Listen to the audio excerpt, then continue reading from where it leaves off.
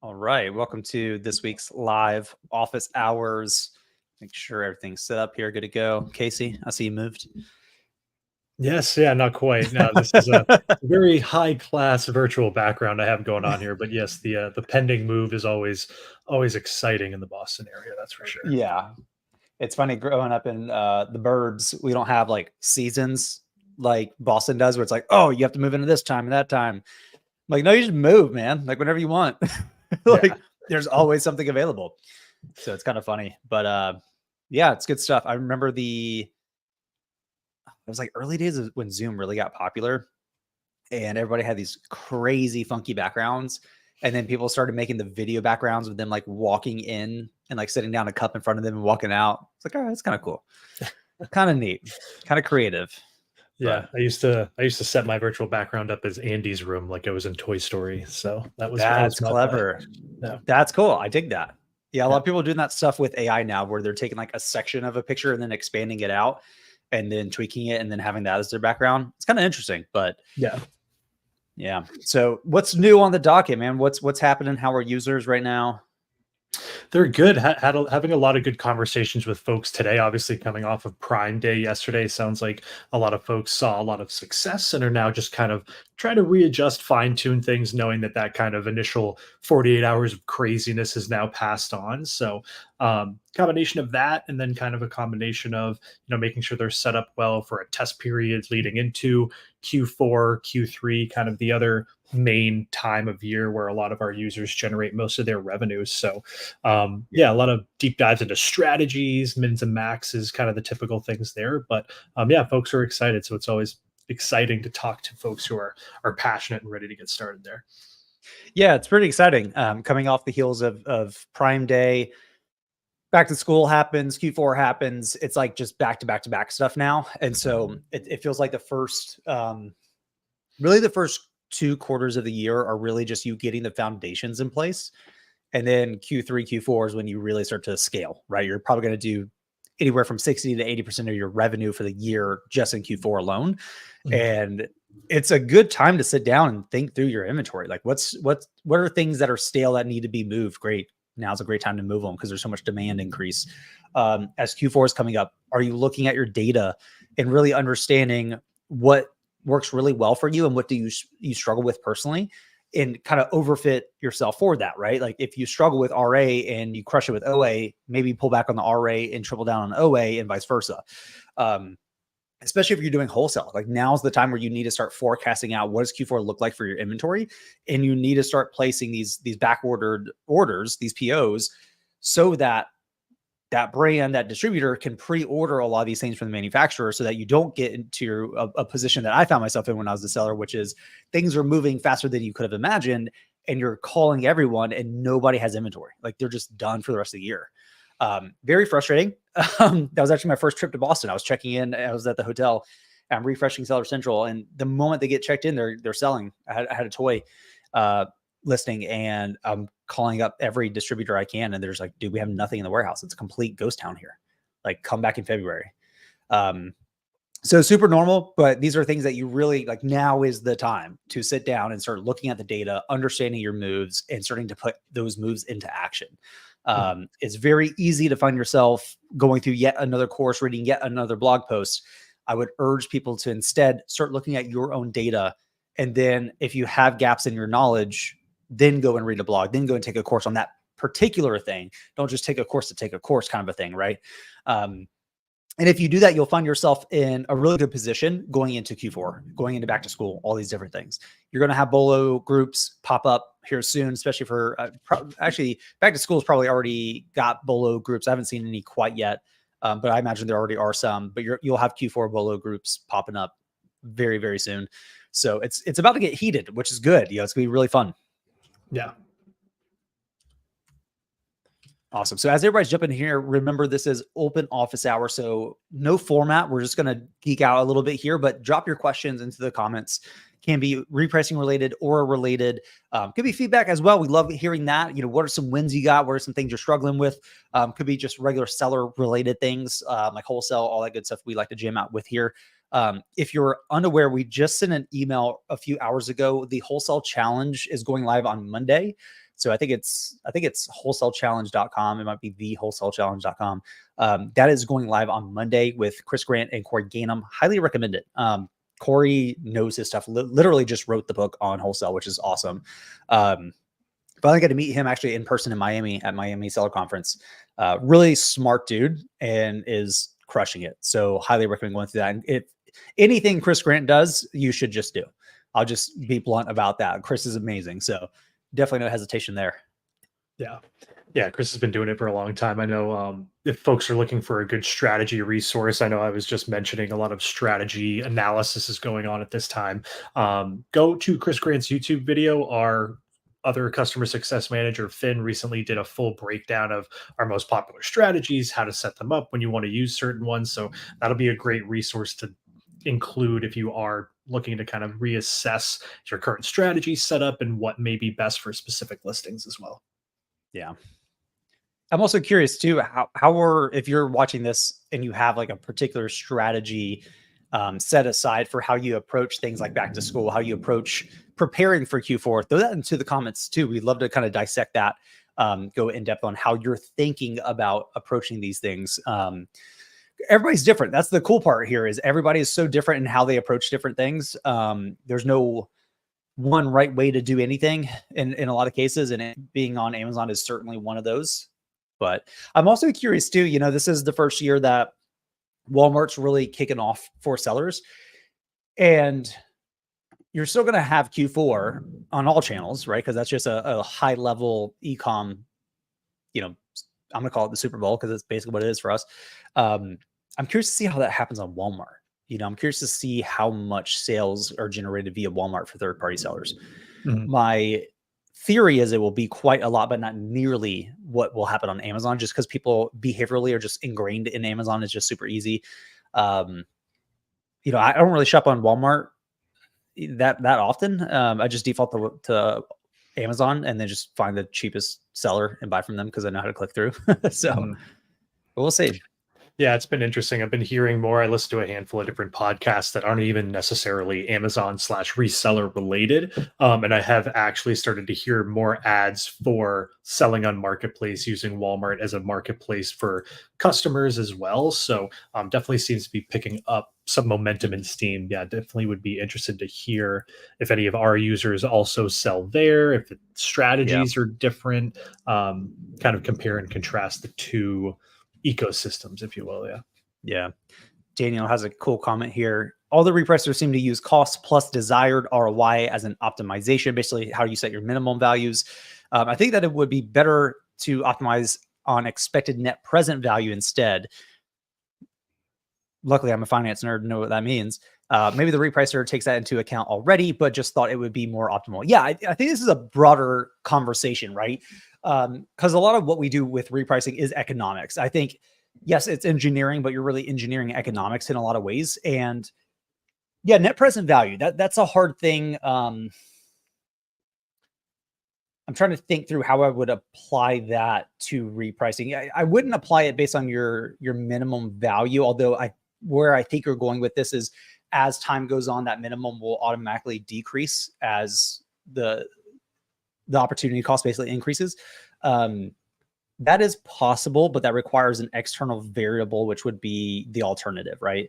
So if you start factoring in things like the opportunity cost, we'd kind of need, I guess we could kind of pull like the average ROI for your account and then just compare every individual SKU to that and say it's too low over time. We should become more aggressive. That's one way you could do it.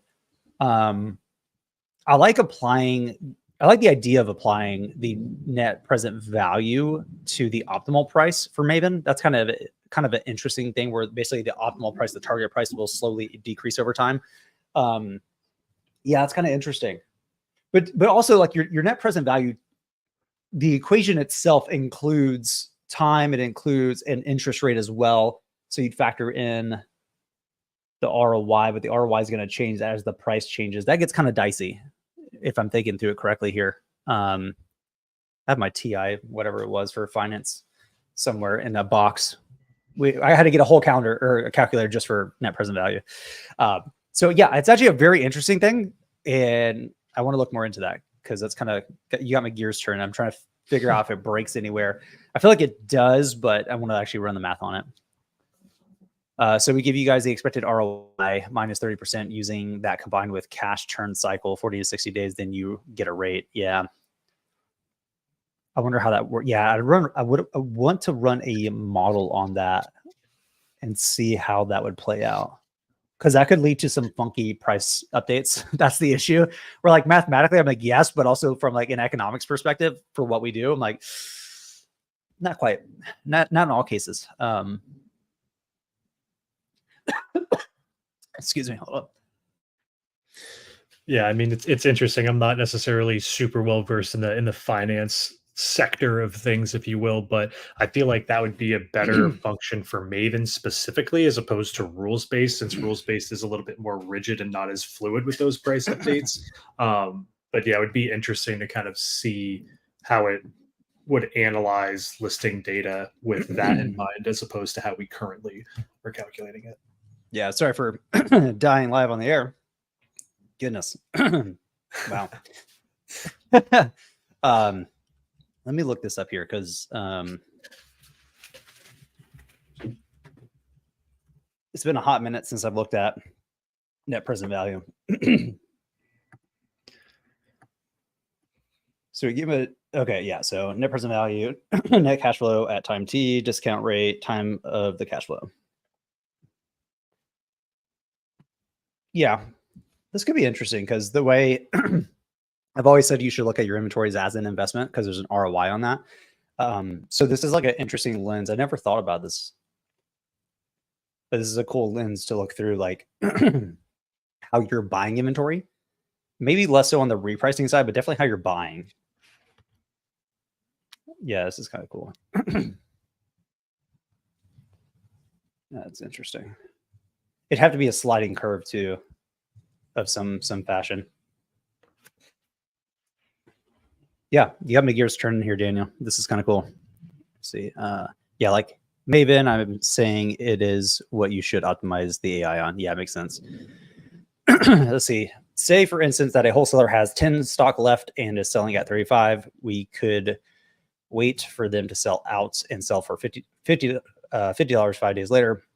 Whether or not we do that is based on what they expected. Oh, okay, I see what you're saying. The hard problem with that is we can't get external stock valuations or stock values. So that variable is very key in that concept, and we cannot get that, which is frustrating. Now, could we get it in the future by scraping and stuff like that? Probably. But I've said this numerous times. I've yet to find a data set that is reliable or even accurate, mainly accurate. Yeah. See, Keepa has it, but yeah, not very accurate, which is kind of frustrating. That's the hard part about building software, is like you want reliable and consistent data, even if it's off. Let's say you just know it's going to be like, sorry, freaking throat. It's 80% of what it usually is. Hold on. Sorry. God, this never happens to me. Let's say it's always 80% of what it is in reality. Great. I can just like factor that variable in and offset it, but that's really not the case, which is kind of tough. But I like this concept a lot, actually. Really, really like this. And fun fact, because you seem like a finance nerd like me, for wholesale, I would, whenever, let's say I had 10 grand to spend, I would look at all the available options I had, and I would do managerial accounting to basically see like, what's the best use of this capital. I used to have, I forget what it was. It's in Excel, it's a plugin, but I used to basically run scenarios on that, on all the data. Like here's the capital, here's the cost for each product, optimize that based on like, and it would also factor in the limitations of sales. So I would say like for a 2-week period, here's what I tend to be able to do it. I don't think it was Monte Carlo. It might've been, I don't think it was though, but basically it's just an optimization. And I would run that and it would basically break down like, cool, here's how you spend that 10 grand as profitably as possible. That was really, really helpful, actually. Go and drink some water, Dylan. Yeah, sorry. Trying. Came out of nowhere. Crazy.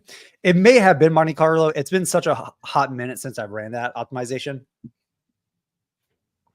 But I just got to a point where I'm like, man, I've got 10 grand of capital. I've got all this product. I really don't want to spend an hour or so going through and optimizing that spend. Um, and so my last semester, I did a lot of different courses, but one of them was basically for private or public equity valuations.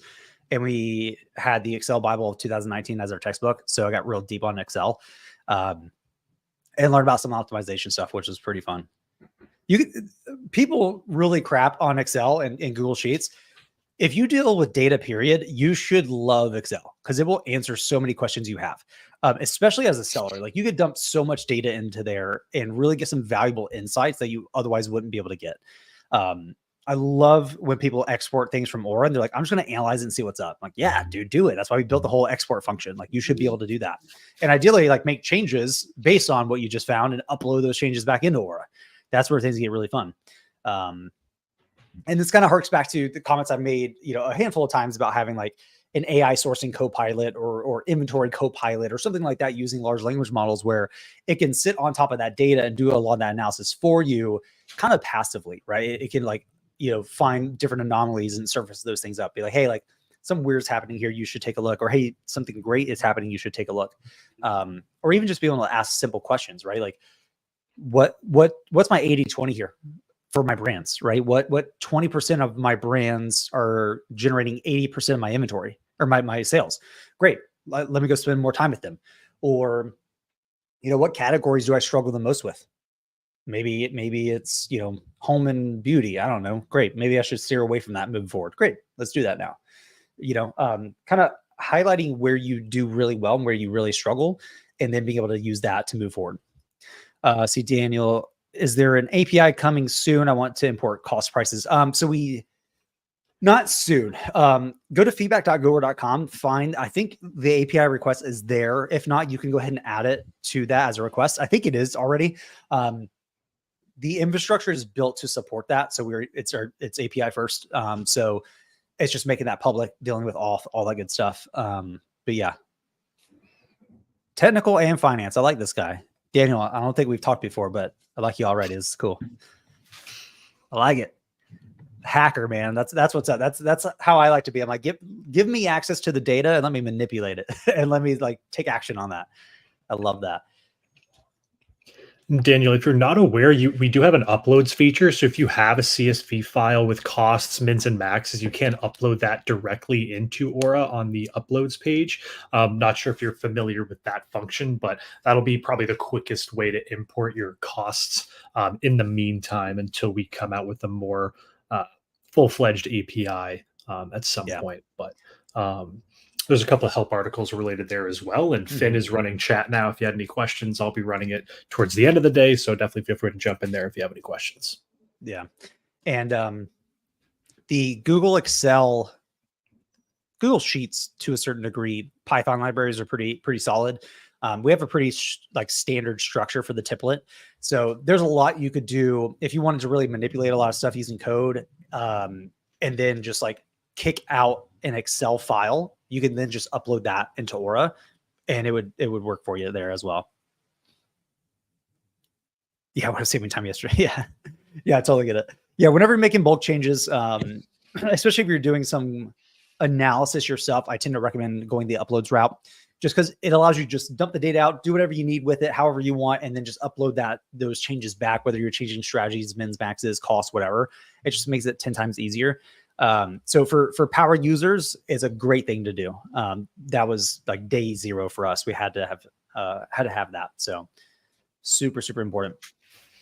And you can also export a pre-filled template, Daniel. So if you export, I think it's download or export, whatever the button says. If you export the pre-filled template, it'll have all of your current set costs, mins and maxes, everything that's already set in Aura, just in a spreadsheet, so that you can make those adjustments and then re-upload that to kind of speed things up for you. So yeah. CSG, does Aura work on Walmart? Not yet. This is something we're trying to get out this year. I've said this before, but a lot of what's happening with Walmart repricing is they're basically just matching what you're doing on Amazon. So it's not like true repricing. It's just mimic me, basically just mirroring, which is not really ideal. It's better than nothing, I guess. But for us, I would rather take a first principles approach, really understand what data do we have available via their API, what are the limitations there, what are the options, and kind of build that from the ground up. So that's what we're going to be doing. So we'll be running a lot of testing, a lot of beta testing with users. But what I don't want to do is just pipe over what we do with Amazon over to Walmart and just assume it's going to work, because I can't guarantee that. And we're not going to release something that's not going to be awesome. So we're definitely going to take our time to make sure we do it right. Because Walmart's, evolving very fast, right? They're basically speed running what Amazon has done over the decades. And so with that, you really want to build your software in a way that is flexible enough to be able to make moves as they're making moves, right? A lot of things will change. Just like we've seen with Amazon, things will change rapidly. They're going to learn a ton from their data, make changes. And that's going to change a lot about like what works and what doesn't work. What are the, I've said this before too, like what are the incentives that these platforms are creating, and how do we use those incentives in a way that gets us what we want without, like Amazon's incentive is the lowest price, period, right? Like we see this with the buy box all the time. But if I just did that, nobody would use us, right? Because you would just tank everything. So you have to take a more, holistic first principles approach to building these kind of things out. But definitely on the horizon. Like I'm super geeked about Walmart right now. I know there's a few discords with like hundreds and hundreds of sellers that are only on Walmart. So it's a huge market that's starting to grow. So I'm pretty pumped for it, to be honest. I'm curious to see how the ecosystem around Walmart comes to fruition, because a lot of the Amazon software tools right now that, I call them legacy tools because they've been around for decades, and they're very overfit for Walmart, or I'm sorry, for Amazon. And it's going to be really hard for them to go multi-channel if they can at all. And I think what's going to end up happening is you're going to have software that comes out that only works for Walmart in that one thing, because that's the easiest thing to do. Then what will happen is you will have companies come out and be multi-channel by default. And that's what we're moving towards. Like we're moving, like the whole architecture of the rebuild made it so that we can very easily go multi-channel. And that's so important. You have to really build things in a way that's like, I don't know what's going to happen, but I can kind of guess the direction. Let's just build with that direction in mind so that we are not halted from going that route at all. Who will be the keeper of Walmart? Ooh, great question. There's a few companies that are working on it, I think. I haven't spent too much time on it, but the hard part there is you don't have a lot of historical data. I think it would be very beneficial if Keepa did it themselves, because they already have their know-how. And that's relatively straightforward for the most part. There's obviously some differences and changes, but I don't know. I know some companies are working on it. It's frustrating because a lot of companies that are working on stuff for third-party sellers, in my opinion, do not do a great job. It's very hacky. You have somebody who understands the space but is not technical, and they outsource everything, and it like has these amazing promises but doesn't actually work in reality. And they're like, oh, we're the first and only. It's like, yeah, but like it doesn't work. So like, when do we get to claim this, right? Like when I have a landing page, like hitting certain benchmarks of performance does matter. So I don't know. If I had to guess, I don't have a good answer. I really don't. I wish I did. Because that too will change very rapidly. What data is available for scraping, all that stuff. Web scraping is a pretty scalable problem from an engineering perspective, because it's not very straightforward. To explain how a scraper works is pretty straightforward, but to build one that is robust and resilient is a whole different problem. And it's a massive data set too, right? So like that comes with some cost. Data is pretty cheap, but you're doing it, you're talking like petabytes in some cases. That gets really, really crazy. So see, Daniel, don't currently sell on Walmart, so not sure if they have the concept of BSR, so sales data may be much more difficult. Yeah, that's the problem, right? There's not nearly as much data available to make decisions on. And the sellers that I have talked to that have transitioned over to selling on Walmart as well have basically said, you just buy, ship it in, and hope all goes well. And if it does go well, you triple down. If it doesn't, then maybe you have to pull it. But you could pull it and then resell on Amazon if the data is good as a fallback. So apparently Walmart's really good for profitability because the margins are a little bit, frothier, but the volume is going to be much lower, which makes sense. Like Amazon's pulled demand for decades at this point. Walmart is still picking up some steam. And there is some kind of psychology to, buying things on Amazon. Like for my generation, buying things on Amazon is just a default behavior. Buying things on Walmart feels incongruent with me as a millennial. I don't know why. It could be the exact same thing, but there is some kind of like brand positioning play there, right? It's like Walmart feels like what my mom would do. And actually my mom uses Amazon, so that kind of tells me a lot already. Will that change? I think so. I don't know. Well, that's what's so cool about this time and history of being a third-party seller is there's so many amazing things that are happening that we just don't know how they're going to play out. And I think they'll play out really well, but it's just hard to project exactly how that's going to happen. Especially when you have a behemoth like Walmart. And a lot of people don't realize this. Walmart is a very engineer data heavy company. They were the first companies in the United States, at least, who had direct satellites. Like they launched their own satellites so that they can update their data systems faster. So they've been cutting edge, just not from a retail perspective, although I guess you could say they've been innovative. But I mean, they have software engineers and they're pushing on it and investing in it and evolving. So things are about to heat up. Yeah, it's kind of interesting, right? Because I mean, like, I think Amazon's the default behavior because there's not really a great alternative right now. It's either you're kind of going to Amazon to buy something used or to buy something new, whereas like there's not really like a hub that provides both. I mean, I used to be for folks who have come to office hours before know I'm a big movie guy. I have a huge Blu-ray collection that's blurred out by the virtual background right now, but I bought a lot of those things used on eBay. So I think when people think of used items, for a long time it was eBay. Obviously a little bit different there in terms of the bidding / auction system, but you can't really buy new things there. So or Amazon rather has been for the longest time the only place where you can get new and used items together, and there's obviously not like the auction functionality. So I think as Walmart, as we've said, continues to get momentum and steam, people will begin to start to go, hey, like I checked Amazon, but let me check Walmart.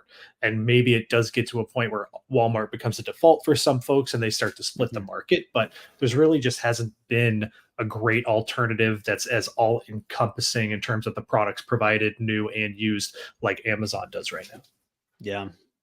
I really don't price shop either. It's just, is it on Amazon and a reasonable price? I just get it. Even things where I know I could go direct to the brand, I rarely do because I can get 2-day shipping versus, 5 to 7 days where I got to pay a lot more and blah, blah, blah. Like, so I don't know. Things can change rapidly, right? People kind of made fun of Amazon in the early days. They're like, nobody's going to buy things on the internet, but yet here we are. That's the de facto kind of human behavior now. So things will evolve, guaranteed. And there's already been discussions that I've seen in the ether, so to speak, about how AI will change shopping. Maybe I don't go to Google to find the product, which so you would go to Google to find the place to buy it. Now you just go to Amazon. Amazon's the search engine. That's what it is, in my opinion. And so now you just go to Amazon and search for it, try to find it. Well, what happens when you have an AI assistant, like a personal AI assistant? This could be Perplexity even. And you say, I want this. And it goes, great. I'll go find a product that matches that criteria. And I'll give you 3 options and I'll list it by most affordable versus, shipping times, whatever. And I mean, think about this from a sourcing perspective, right? Like, and this is why I've been saying, like, you will have sourcing AI agents because it's the same concept. You're still shopping. That's all you're doing. You're just finding amazing deals, right? How's that any different from the crazy coupon lady, right? It's the same concept. And so if you have something that can go and scour the internet, which AI can do already, and it can find the best deal, well, then I'm probably just going to do that. Right. And if it has the functionality of doing checkout, like, Shopify has the one-click thing where it's got all my stuff saved anyways. So I don't have to create an account, do all that stuff. I'm like, yeah, just give it to me. Right. Like you already have my address, billing, just do it. Like, so you have this one-click purchase kind of behavior, like Shopify's inundating that pretty well, in my opinion. And, to have an AI click one button and say, yeah, that's the one I want. And the data is already there. It's trivial. So yeah, I can see a point where I'm like, hey, I need, this, I need a part for my car. I don't know. And it's like, okay, cool. Like I found that here, like it's $20, it's $50 elsewhere. Do you want that one? Yeah. When can I get here? In 2 days. Yeah. Sounds good. Just get it to me. All right, cool. Done. So like the behaviors of which we research products to purchase, I think will over time change. Now, that's going to be a long period of time to change human behavior in mass, takes like years, if not decades. So I think we're a long ways away from this, but if the friction is so much lower, then the rate of adoption will be much higher. Right? If all I have to do is talk to my phone and like, hey, just get me more Zevias. Cool. All right, done. Like it already has my preferences. It knows I want the ginger ale ones. It knows I want the 24 pack, and it's all, I ordered it on Amazon and the price is lower than it was last time. Cool, just get it. Right? Like it can make some of those little decisions for me that I don't otherwise have to do myself. So a lot of things can change over time. And so that's what's hard about predicting how things like Walmart, I think Target's going to come out with third party cells. I know Home Depot is playing around with it.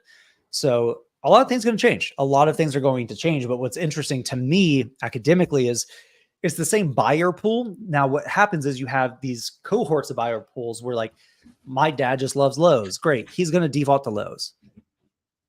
But he's doing that for brand loyalty and because that's what he's used to.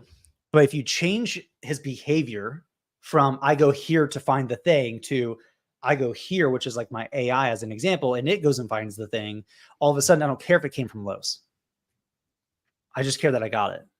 And so I think there's going to be a disconnect here. So for me, I'm very interested in having other platforms compete, with Amazon, but I'm curious to see how this plays out in the long run.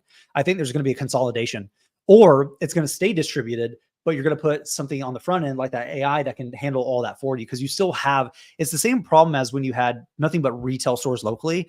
You still had to make decisions. Where do I go to get that? Where do I go to get this? And then Amazon came along and said, don't worry about that. All you have to do is type in what you want and we send it to you. It's that same transition, but at a higher level. And I think that's what's going to be super interesting to me to see how it plays out. Whether it plays out like that, I have no idea. Obviously, I'm just a guy, but I don't know, it gets me kind of excited because it's really a unique time in history where things are changing rapidly. Like e-commerce companies are tech companies. Everything is a tech company in some way, shape, or form. And every tech advancement will affect how business is done, period. And that's kind of interesting to me because I like to see things evolve and adapt. Mm-hmm. Yeah, it's interesting. Like you said, I don't do it as much anymore, but it's specifically like price hunting. Obviously, Amazon typically has the best prices, so I don't really compare and contrast with anything.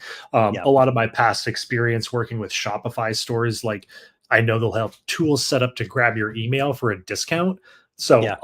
if they do have a Shopify or their own e-commerce store, I will sometimes check there, especially if I'm a first-time buyer. You typically get a first-time discount, and then being on their email list, then you get discounts that they probably wouldn't push to Amazon. So there are scenarios where it does make sense, but if it's things like, Tide laundry detergent, like they don't sell individually on their own storefront. So Amazon is just going to be the best option. Right. But it is interesting if you start to look, and you can see, obviously you sellers will know, but if it's being sold by the brand directly, then it kind of eliminates the need to price check. You know that they're doing it that price. They aren't going to have a better offer on their own site, knowing that Amazon's naturally going to have the traffic. So it'll be interesting to see, like you said, how Walmart develops. If Home Depot gets in on the action, I'm sure Target will. I kind of group Target and Walmart together. So I always believe it's going to lead to consolidation. And I think when there's multiple brands, companies, people doing the same thing, I feel like it always ends up leading to that point. Just a matter of how long it takes to get there and who's left behind in the consolidation play. Yeah, and what came to mind is in the early days of e-commerce, everybody's like, "Oh, brick and mortar is going away." Period.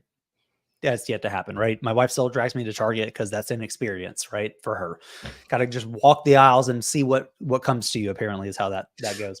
I'm more like, I need this, just give it to me, right? More utilitarian. But even on grocery shopping, right? You don't have to go to the grocery store anymore. There's Misfit Market online, which I use and like. There's Instacart, and you just have it delivered. And so, yeah, in theory, There should be no grocery stores, period. There should not be. But humans have this interesting habit of wanting to explore. And it's not, and I find myself this way too, right? Like sometimes I'm like, I don't know what I want. Let me just go walk around, see what the options are, and then go figure it out. Now, can I do that on Instacart? Yeah, of course. Can I do that on Misfit Market? Yeah, of course. So like I say that to say that although things do evolve and have evolved, that doesn't mean that other things immediately go away or phased out, period. Like, yeah, Toys R Us shut down because they couldn't compete and get up and running on the internet as fast as they should have, and they didn't really take it as serious. But Target's still around. Walmart is still here, right? So I don't know. I say all this to say it's really complex. Predicting human behavior, I think, is what we're really talking about here fundamentally. And it's just really hard to predict how it's going to change. I think it will change generationally. But who knows like how my son's going to shop. You know what I mean? Like he might never want to walk into a retail store. He might just be like, no, I just asked my AI, I need new clothes, and it knows what I have and what I'm trying to build in my capsule wardrobe. And it's just like, yeah, cool, dude. You got like $100 to spend on clothes right now. Like, cool. You need these 2 pairs of pants. All right, cool. Just do it. That could be the case. Could not be. It could be very experiential. Like Bonobos does this where you go into the store and you don't walk out with anything. You can try it on and they're like, cool, we'll ship it to you. You don't leave here with anything. We're not here to sell you things. We're here so you can try it on and see if you like it, and then you leave. Okay, that's kind of interesting, right? So I think a lot of people are playing with different concepts right now. Everything's up in the air, which kind of overwhelming, kind of exciting at the same time. Yeah, I mean, I think it just boils down to buyer behavior. Like, I feel like I shop on Amazon when I know what I want, or I know a category of things that I want. I never know what I want for dinner. So I'm always going to go to grocery stores, and you kind of just naturally browse because you're like, oh, maybe I'm in the mood for that, this, the other thing. And I feel like that does happen a little bit like in Target. Like my girlfriend loves to be like, oh, like the first section, the dollar section, right? Yeah, you walk by like candles and they're like, we're out of candles. Like things just come to mind more. So I totally get we need more candles. Yeah. I just don't, that's just not how I'm wired. I'm like, I need a bath mat, and I just go get the bath mat online or whatever it may be. So yeah, it's interesting how, Daniel, agents are going to be crazy in the next couple of years. I fundamentally agree. I watch a lot of the companies or people that are building frameworks for agents right now. And the speed at which they're operating and evolving is dumbfounding. Even just seeing like the little things that I can do being a non-software engineer is pretty cool. I think we do eventually get to a point where you have your own Jarvis. I'm going to nerd out for a second, but I think you do get to that point where it has access to all your data. And it's private, it's encrypted, it's only your stuff, but it's like, it gets it, and Apple with the latest, I think it's iOS 18 that they demoed recently. They're calling it Apple Intelligence, but they're putting AI at the forefront, right? So like kind of what Siri should have always been, the tech just wasn't there for it. Now it is. And so, you could have better conversations, which is like, it understands what's on the screen. You can say, hey, let's say you sent me your address. I'm like, hey, add this data to their contacts in my phone. It'll be like, cool, that's an address. I know who you're talking to. Great. It's there. Whereas previously you couldn't do that. And like, yeah, it's a little minor thing, but like, why can't I say, hey, email Casey about that, meeting we had earlier, just send him a summary of it with next actions. And it goes, cool. I know the meeting. I know who Casey is. I know his email. I can summarize it and send it over and just do that. Like that's leverage, right? And I think that's my big thing here is like, I want more technical leverage. I want to say fewer things or do fewer actions and get more output. That's so important. And we're getting there. We're literally building the subcomponents to make that possible. Cause every one of those things has like 8, the thing I just said had like 8 things involving it. 6 of which are kind of there. And the other 2 are still very, very early days, but we're getting there. That's what's so cool. I mean, I use a company called Howie.ai for scheduling because, you can send me a Cal link, and I have Calendly and Cal.com too. But sometimes I don't want to do that, and it feels kind of rude. So instead, I just CC Howie on the email and say, hey, find us a time next week. And it goes, cool. I have your calendar. I know who you're talking to. I'll send over availability. The person will respond back, be like, yeah, Tuesday at 3:30 sounds great. And it'll go, cool. It's on your calendar. And Zoom's added, by the way. Or I can just be like, hey, schedule a 60-minute conversation. It goes, cool, it'll be 60 minutes. Like, and it's blazingly fast, and it's like $15 a month. And so for somebody who has a lot of meetings like I do, especially external ones, I just fire off that email and I'm good. And like, yeah, could I fire off a calendly.com link? Sure.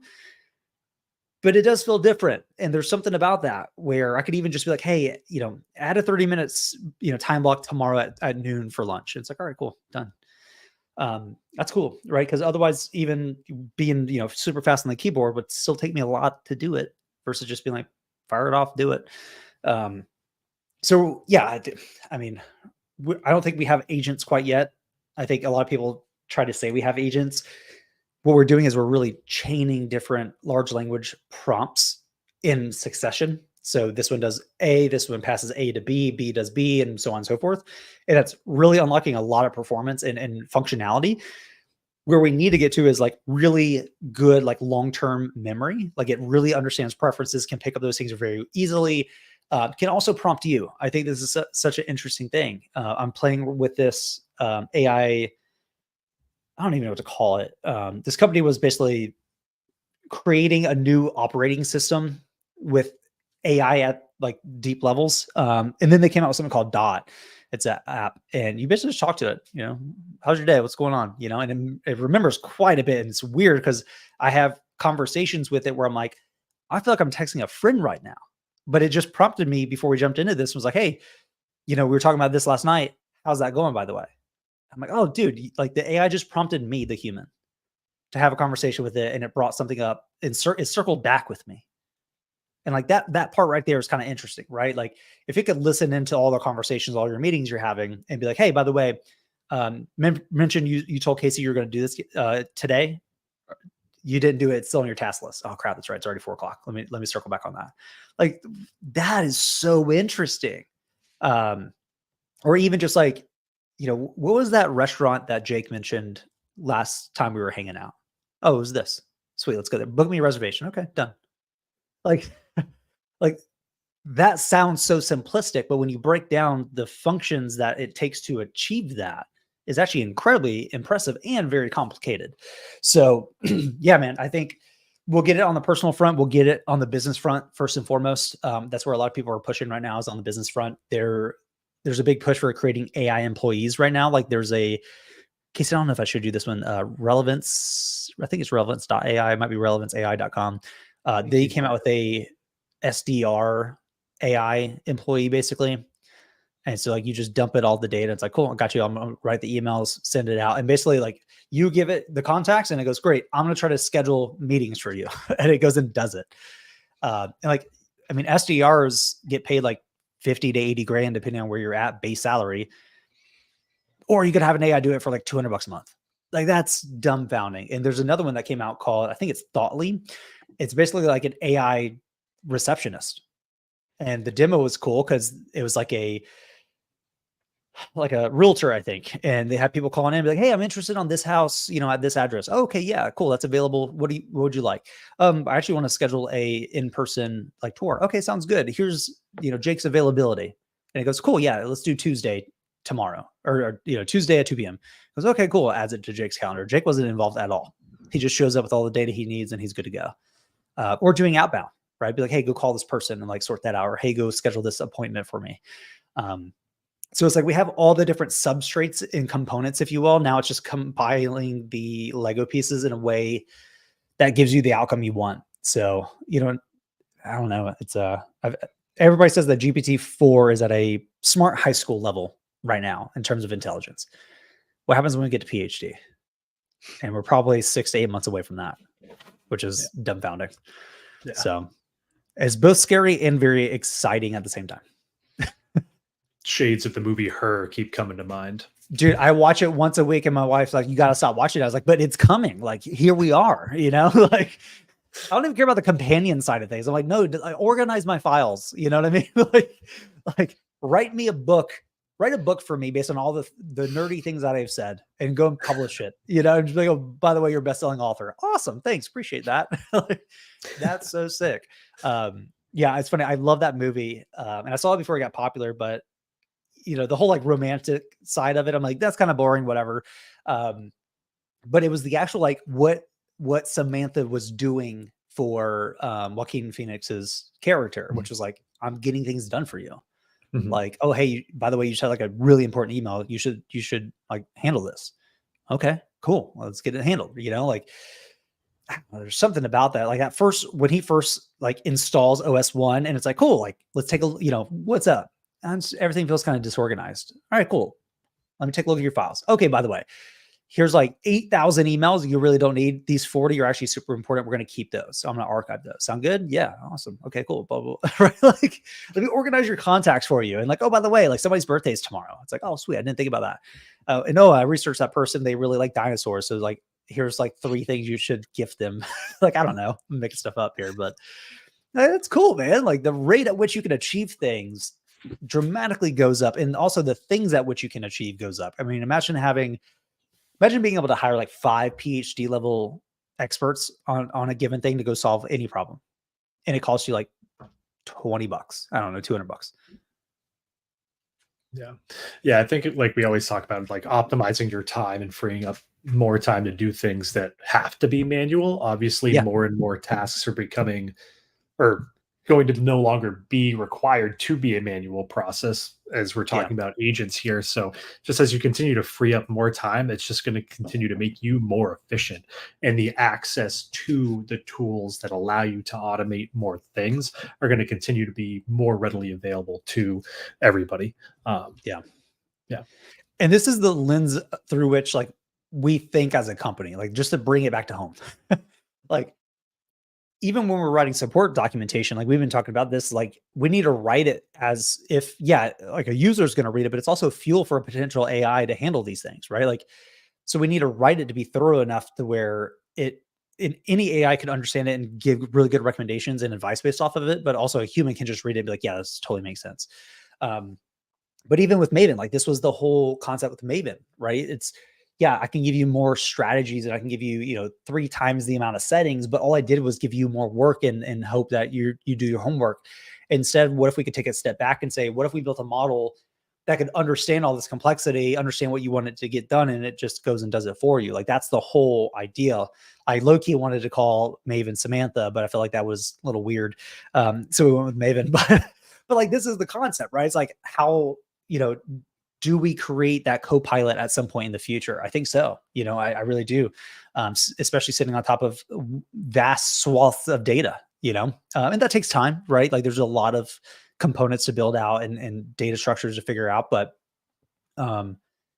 this is like how we think as a company, right? And I think to a certain degree, maybe just me, in case I'm curious to get your opinion on this, but it feels like kind of part of our culture, maybe less on the AI front, because like I'm probably the only one in the company that geeks out this hard on AI stuff, but just like what's the data and like are we doing things thinking about how things can change in the future? Like even with like the support docs, it's like cool, like maybe we do have an AI come into this, maybe we don't, but like let's at least be positioned well to do it. You're muted, by the way. Sorry about that. You're fine.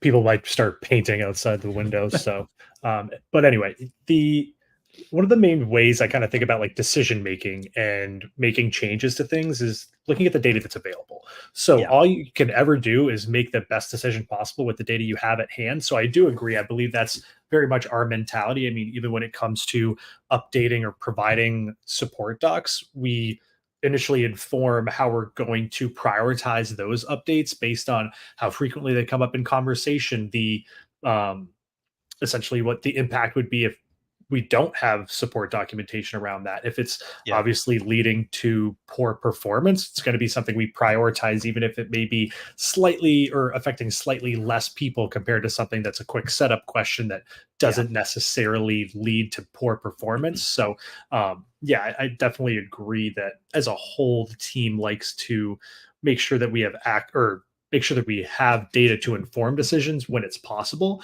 and really breaking that down to make sure that, hey, this may seem like a poor decision for the next 2 weeks, but if you look at the next 12 weeks after that, it's going to be much more impactful, effective for those users. So yeah, I would definitely agree that you might be a little bit more invested on the AI portion of those decisions. But yeah, No I think doubt. overall, very, very data and analytically driven in terms of the way we prioritize certain updates or providing different things for folks. And I think it comes down to playing the long game, right? Like we don't really play short-term games here. And like, you know, we say whenever we hire people, like we're hiring you for the brain, not for the task or the role, because ideally the tasks are evolving and the role is changing too. And, you know, that can take some time, but like, that's a long game, right? Like that's not what does it look like this month? It's like, what do the next like few years look like? And like, let's go build that. Cause it's very easy to find yourself hitting a lot of, you know, short-term quick wins and be like, oh, I'm crushing it. But actually the long-term, you're on a bad trajectory right now. And you're actually slowing yourself down compared to where you could be at in the next 6 to 12 months. And so I think it's good to look at the now, like look at that data. What's data saying now, but also where are you trying to go with this? And then trying to figure out, and this is funny enough, the exact model that Maven uses, what's true now, where do we want to go? And then what behaviors or actions do we need to take to close that gap? It's the exact same philosophy that we as humans can apply, right? Like, what is my data? What's my North Star? Reverse engineer what needs to happen and go take action on that. And that's where you really start like moving the needle in a way that you otherwise just could not comprehend. I think when you start operating from that kind of framework, things change slow at first and then very fast right after. And they kind of continue changing pretty rapidly. So a lot of times it feels like you're moving slower, but actually what you're doing is you're doing the work that really has an impact that isn't sexy, that isn't immediate changes. Sometimes it takes longer to do that. But that's how you have sustainable growth over the long term too. You know, I love seeing these startups where like they blow up. They're like, we're worth $1 billion and we're only 8 weeks old. I'm like, great. You have 5 customers. Like, awesome. The funding rounds were frothy, but like then 6 months later, they're bankrupt. I'm like, but you had all this PR and you were so excited, you know? But 6 months later, all of it's gone and everybody's forgotten and who cares? And you still don't have a business. Instead of like playing long-term and making good financial economics decisions, things like that.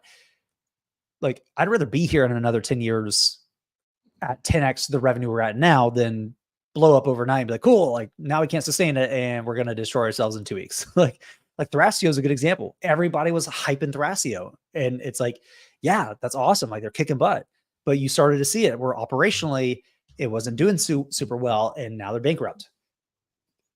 So, you know, all these, I bring this up to say like, you need to be playing long-term games and you need to be thinking very strategically.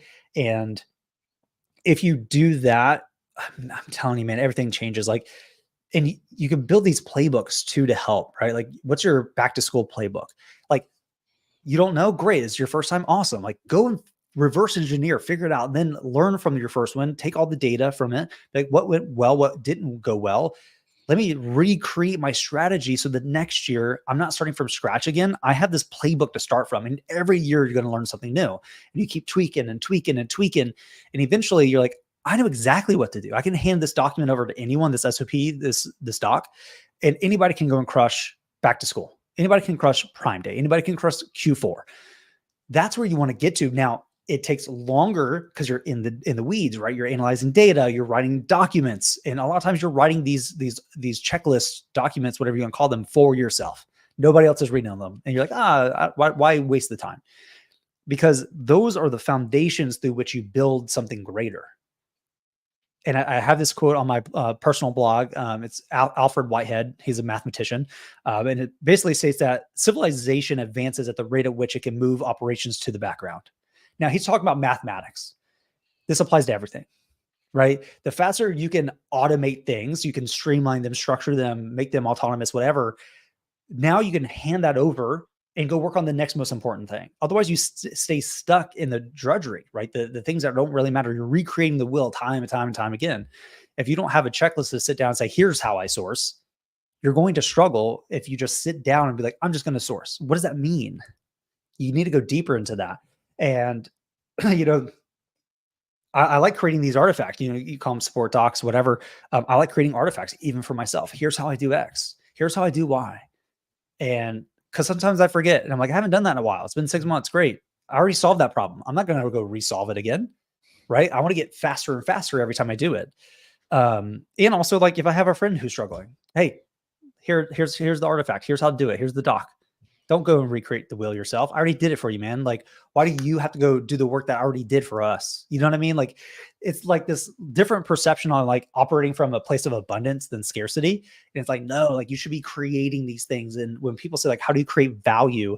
Sometimes you're creating value for your future self too. And that's cool. Like it might take you, 5 hours this first round, but those 5 hours saved you 20 over the next 2 years. And you do that time and time and time again. Eventually you're like, man, everything's just easy now. I mean, this is exactly what we do with our success team. It took 2 years of me figuring it out by myself before we brought on Finn. And I was like, just watch me do it. Here's all the docs that I've written for you that I didn't even know you're going to work here, but like, here you go. And then like you build and build and build. And so like the next hire, it's easier for them to onboard and crush it than the previous one. And it just gets better and better and better. Even with recruiting, it's the same thing, right? As we're building the team out, it's like, it used to take me like 10 hours to write a JD. It takes me probably 10 minutes now because we've just figured out what works. And it's like, cool, that's all we need to do. I'm up. We're good here. So yeah, I just, I think if you pair like creating these articles of how to do things and blah, blah, blah, and you can teach that to an AI agent, all of a sudden, eventually an AI agent can do those things for you too. But you have to have that knowledge because, I've heard that people say LLMs, large language models, are reasoning machines. I kind of like that. It's not that they're just innately intelligent. They just have access to swaths of data and information to make decisions, but they can reason through things. So what happens when I give guardrails and say, here's how to do X, Y, and Z, and it goes, okay, cool, I can do that for you now. Oh, by the way, here's a few ways to make it better. Okay, cool. So the world's about to get interesting. That's where I'm gonna leave it on.